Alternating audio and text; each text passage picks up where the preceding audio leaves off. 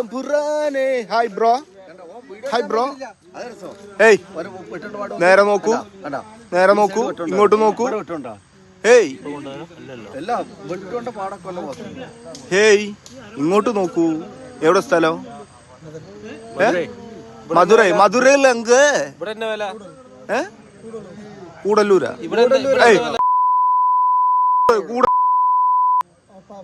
മധുര എവിടെയാണ് കൂടല്ലൂരില് എന്നെ പിടിച്ചു കൊണ്ടേക്ക് ഇവിടെ എന്തിനു വന്നാണ് ഇങ്ക എന്ത് പണിട്ട് ഇருக்கு ഇങ്ക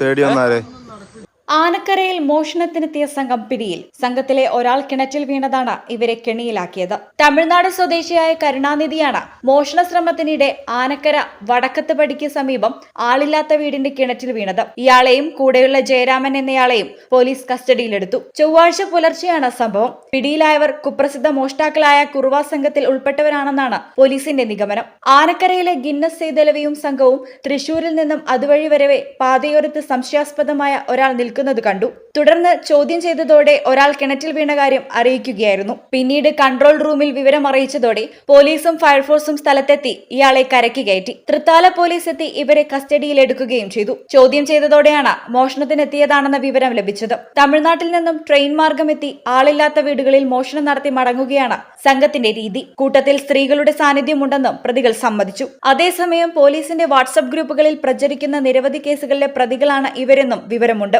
ആനക്കരയിൽ കഴിഞ്ഞ ദിവസം 3ഓളം വീടുകൾ കുത്തി തുറന്നിട്ടുണ്ട്. പ്രദേശത്തെ ഒരു വീട്ടിൽ മോഷണത്തിന്റെ ഭാഗമായി പുറകുവശം പൊളിച്ച നിലയിൽ കണ്ടെത്തിയെങ്കിലും ഒന്നും നഷ്ടപ്പെട്ടിട്ടില്ല.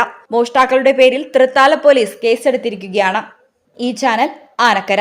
അൽസലാമ ഐ ഹോസ്പിറ്റൽ സേവനത്തിന്റെ 20ാം വർഷത്തിലേക്ക് 21 ലക്ഷത്തോളം സന്തുഷ്ടരായ ഉപഭോക്താക്കളും 2 ലക്ഷത്തോളം തിമിര ശസ്ത്രക്രിയകളും പൂർത്തിയാക്കിയ മലബാറിലെ ഏക കണ്ണാശുപത്രി.